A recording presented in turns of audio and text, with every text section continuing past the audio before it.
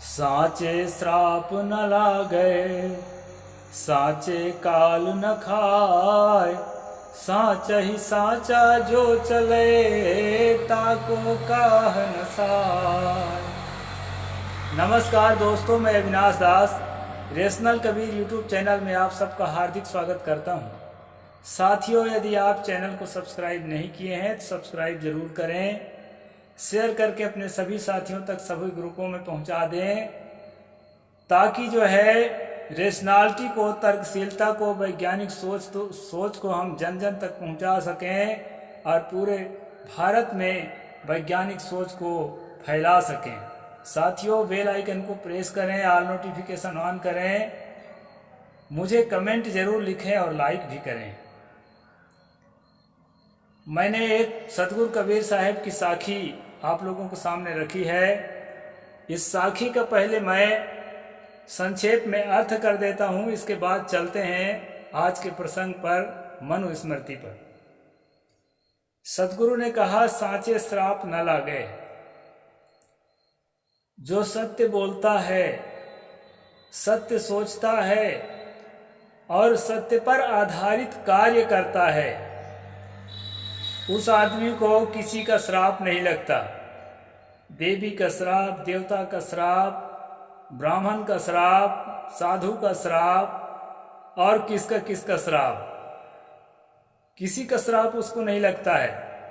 सतगुरु आपको मोटिवेट कर रहे हैं कि आप सत्य के रास्ते पर चलना शुरू करो, सत्य बोलना शुरू करो और सत्य ही सोचना शुरू करो। तर्क करके तथ्य तक, सत्य तक पहुंचने का काम शुरू करो, आपको किसी का श्राप नहीं लगेगा। और साचे काल न खाए।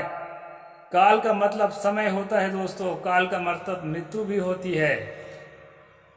यानी जो मृत्यु है ना, वो सत्य को नहीं खाती है। यानी समय के आयाम में सत्य को नहीं बांधा जा सकता, क्योंकि सत्य जो है, जो आज सच है वही कल भी सच है, और वही पहले वाला कल में भी वही सच था।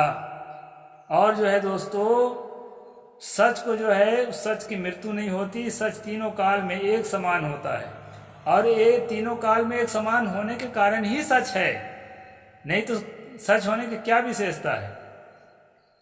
तो साचे श्राप न लागे, साचे काल न खाए, साचा ही साचा जो चले, ताको काह न साय। सतगुरु कहते हैं कि जो सत्य के रास्ता पर चलता है उसका कोई कुछ भी नहीं बिगाड़ सकता। आप डरो मत, क्या बिगाड़ लेगा, मार डालेगा। अगर वो नहीं मारेगा तो क्या आपकी मृत्यु नहीं होने वाली है? मृत्यु तो होने ही वाली है ना। नहीं मारेगा तो भी मरोगे, खटिया में पड़ के मरोगे तो भी मरोगे, और किसी के गोली खाकर मर जाओगे तो भी मरोगे, एक्सीडेंट से मरोगे, कहीं न कहीं तो मरोगे। अगर नहीं मरोगे तो एक आध उदाहरण दिखा दो कि आज 8-10-100 साल का, 1-1000 साल का कोई आपके सामने बंदा हो जिंदा। सतगुरु कहते हैं कि मरना तो है ही है, तो मौत के डर से जो है सत्य के रास्ते को मत छोड़ो, सत्य के रास्ता में अडिग होकर चलो।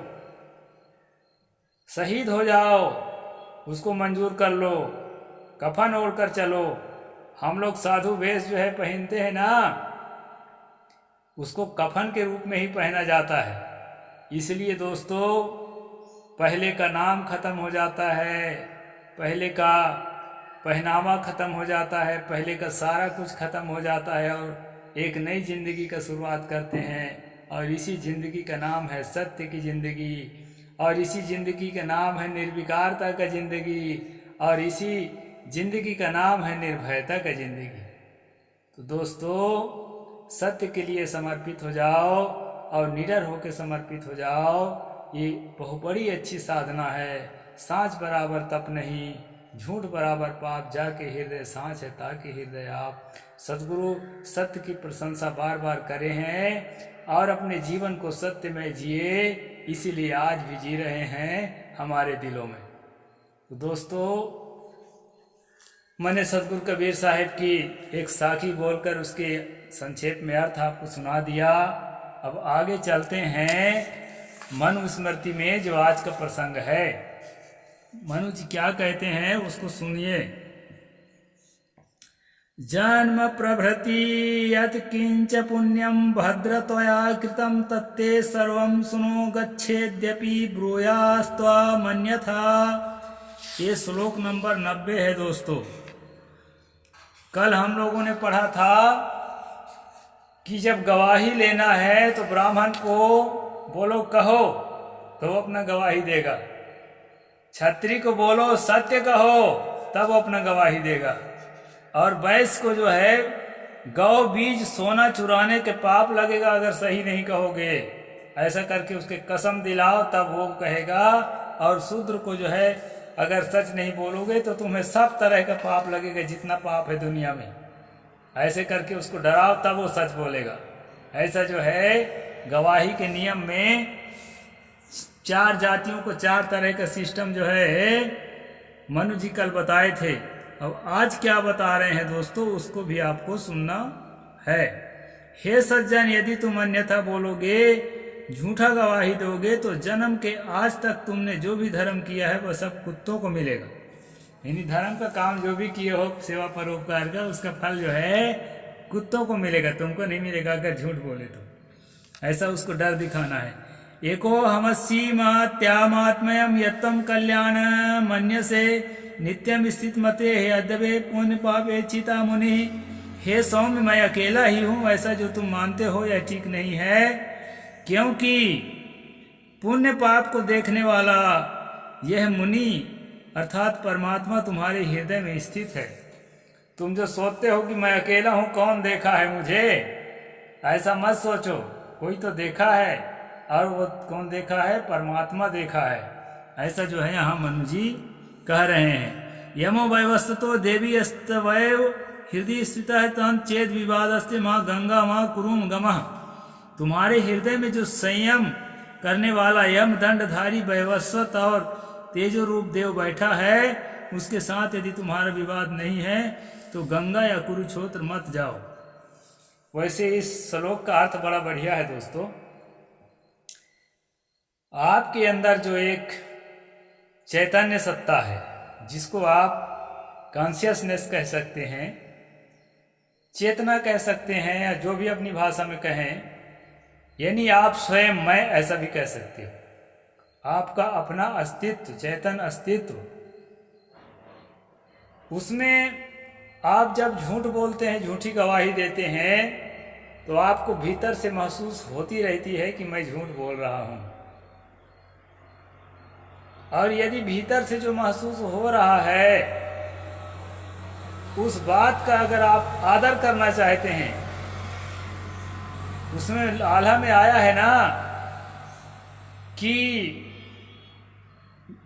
झूठ कहो तो रिसे मम आतम, साच कहो तो झूठ कहो तो दुखे मम आतम, साच कहो तो रिसे मम भैया, आपन भाग से खात सबे न खवावत भ्रात और भौजैया।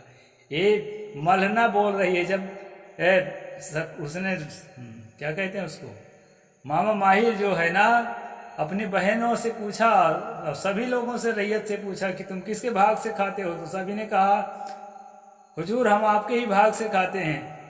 तो मलना से पूछा गया तो वो कहा कि भाई मैं झूठ बोलूँगा तो मेरे दिल को जो है मंजूर नहीं होगा, मेरा दिल भीतर से दुखेगा, और अगर साच बोलता हूँ तो मेरा भाई दुखी होगा। लेकिन जो है असली बात यह है कि अब मैं अपने हिस्सा खाती हूँ, अपने भाग खाती हूँ, ना मुझे भैया खिलाते हैं ना भौजैया खिलाते हैं। ऐसा वो खर खर बोल दिया, तो उसके कारण उसको सजा भी दी गई। कहानी है। तो मैं खास ये बताना चाहता हूँ इस श्लोक के माध्यम से कि अपने भीतर की गवाही के साथ अगर बेईमानी नहीं करोगे ना, तो दुनिया के साथ आप बेईमानी नहीं कर सकते। आपका दिल क्या बोलता है, आपके भीतर, आपके अंतःकरण से क्या आवाज आ रही है, आप झूठ बोल रहे हैं कि झूठ नहीं बोल रहे हैं। आप तो जानते हैं ना, दूसरा जाने चाहे मत जाने। तो यहाँ कहते हैं मनु कि उसको ना तो गंगा जाने की जरूरत है, ना कुरुक्षेत्र जाने की जरूरत है, किसी पुण्य की जरूरत नहीं है, वो अपने आप में पुण्य आत्मा है। इस प्रकार से यहाँ बढ़िया बात बोला है। नग्नो मुंडा कपालेन भिक्षार्थी क्षुत्तिपाशितः अंध शत्रुकुलम गच्छेद्यम साक्षम घृतम वदेत। जो झूठी गवाही देता है वह अंधा शरीर को मुड़ाए हुए नंगा और भूखा प्यासा होकर भीख मांगने के लिए शत्रु के यहाँ जाता है। यानी झूठ बोलने से क्या होता है, धीरे धीरे आपकी प्रतिष्ठा खत्म होती है। दुनिया के लोग तो पोल खुलेगा जानेंगे ही, और आपकी जो है स्थिति बद से बदतर होती चली जाएगी। इसलिए झूठ बोलने का अभ्यास मत करें, सत्य बोलने का अभ्यास करें। यह बात भी कुछ हदों तक ठीक ही है। अवाक शिरास्ता मध्यंते किलबिषम नरकम ब्रजेत यह प्रश्नम विततम भूरात पुष्टम सना धर्म निश्चय। धर्म के निर्णय से पूछे जाने पर जो झूठ बोलता है वह नीचा मुंह किए हुए महाघोर अंधकार नरक में जाता है। अब नरक स्वर्ग नाम का कोई चीज नहीं है दोस्त, हम लोग रेशनल है। कोई नरक में जाता है कि स्वर्ग में जाता है इस बात पर हमें भरोसा नहीं है, लेकिन इतना तय है कि जो सही काम करता है, जो सत्य पर आधारित जीवन जीता है, उसका जीवन जो है शुरू में भले उसको परेशानी आए, लेकिन आने वाला समय जो है उसके लिए स्वर्गमय होता ही है। इसलिए जो है निडर होकर के सत्य का आश्रय लेना अच्छा है। अंधो मत्स्य विवानास्यति यः स नरः कंतकैः सह यो भासते यथारो कल्याण प्रत्यक्षम सभां गतः।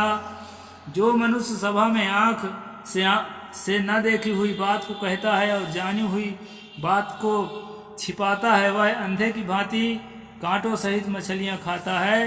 अर्थात जो कुछ सुख की इच्छा से पाप करता है वह पीछे दुख भोगता है। यहाँ पर ये कहा है कि जो आंख में देखी हुई चीज को नहीं देखा हुआ कहता है और नहीं देखा हुआ चीज को बताता है कोर्ट के सामने, वो आदमी जो है कांटों सहित मछलियों को खाता है। मछली खाने का मानव जी को अच्छा अभ्यास था, कहाँ कांटा होता है कहाँ क्या होता है अच्छी तरह से जानते थे, इसलिए बता रहा है वो। हम तो सोचते थे कि ये मछली उछली नहीं खाता रहा होगा, लेकिन मछली उछली सब खाता पीता था, तो खूब अभ्यास है। हाँ, तो ये बात मछली का उदाहरण दिया है यहाँ मनु ने।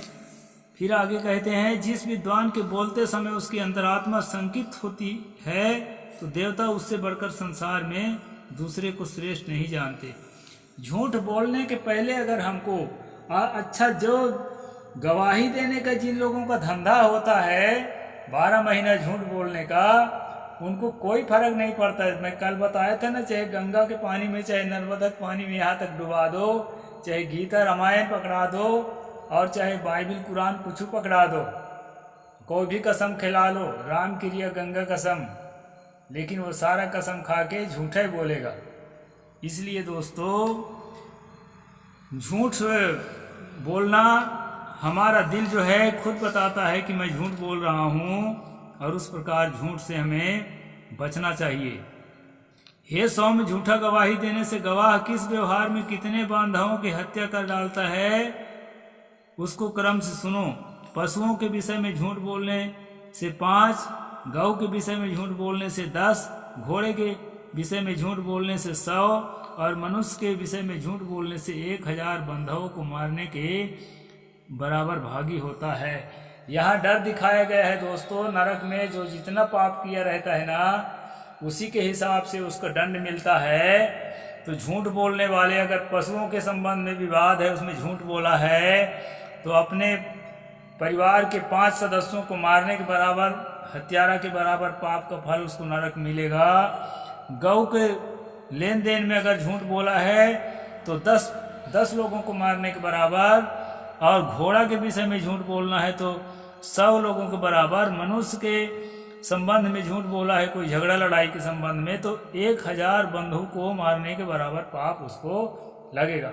यहाँ पाप पुण्य का डर दिखाया गया है दोस्तों, क्योंकि उस समय के लोग कम पढ़े लिखे थे तो स्वर्ग नरक को पढ़ाया सभी मारे, अभी भी मानते हैं, बहुत कम लोग रेशनल हुए हैं। तो स्वर्ग नरक का डर दिखाकर जो है सत्य को उगलवाने का काम कोर्ट में किया जाता था, उसी का वर्णन यहाँ मनु ने किया है।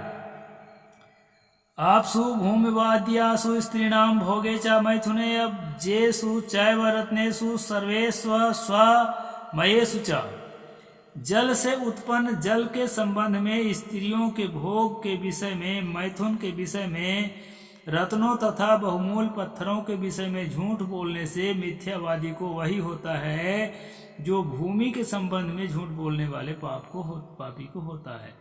यहाँ पर भूमि के संबंध में झूठ बोलने वाले को सब प्राणियों को मारने का पाप बताया है। ऊपर वाले श्लोक 99 ये 100 में बता रहा है कि जल से उत्पन्न संबंध में, स्त्री भोग के संबंध में, मैथुन के संबंध में, रत्नों के संबंध में, बहुमूल पत्थरों के संबंध में भी जो झूठ बोलता है वो भूमि वाला जो पाप है उतना ही पाप उसको भी लगेगा।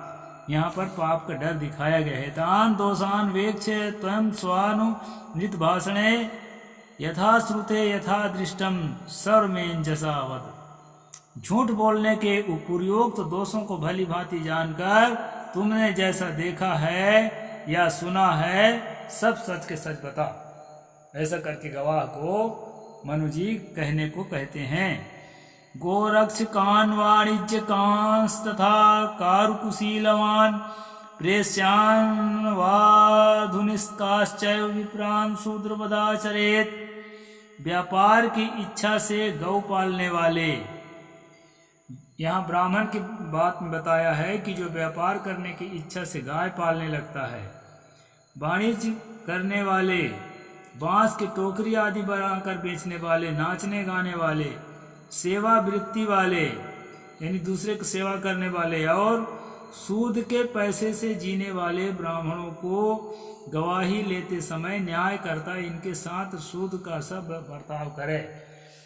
ये दोस्तों ब्राह्मणों के लिए बड़ा नुकसानदायक है। बेचारा अगर गरीब आदमी है, कम पढ़ा लिखा है, वेद शास्त्र को नहीं जानता है, भाई हर आदमी के एक समान बुद्धि नहीं होती। कभी कभी जो है अच्छे संभ्रांत घरान में भी कमजोर बुद्धि के कोई हो जाते हैं।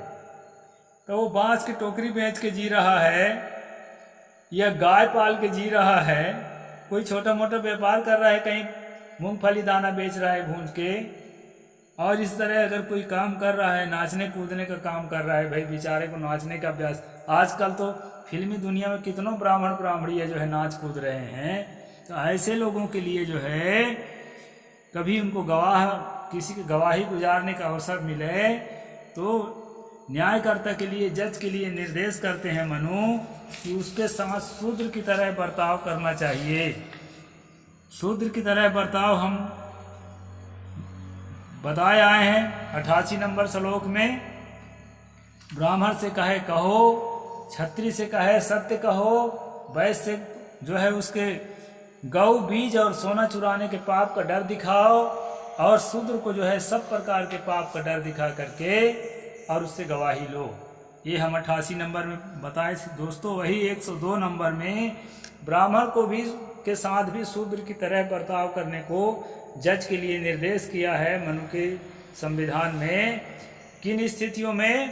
यदि वो ब्राह्मण जो है बांस के टोकरी बेचता हो, यदि गौ पाल करके दूध बेचता हो, यदि जो है व्यापार किसी प्रकार करता हो, नाचने गाने में जुड़ गया हो, या सेवा करके किसी के यहाँ सूद के पैसे लेकर, ब्याज के पैसा, अगर धनवान है और ब्याज का पैसा ले रहा है ब्राह्मण, इस स्थिति में उसके साथ शूद्र की तरह व्यवहार कोर्ट कचहरी में करना चाहिए।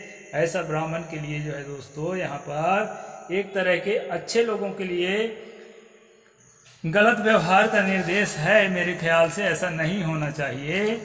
तो आज इतना ही कहूँगा दोस्तों, आगे के प्रसंग पर कल चर्चा होगी। साहिब बंदगी। जय जोहार, जय भीम, जय भारत।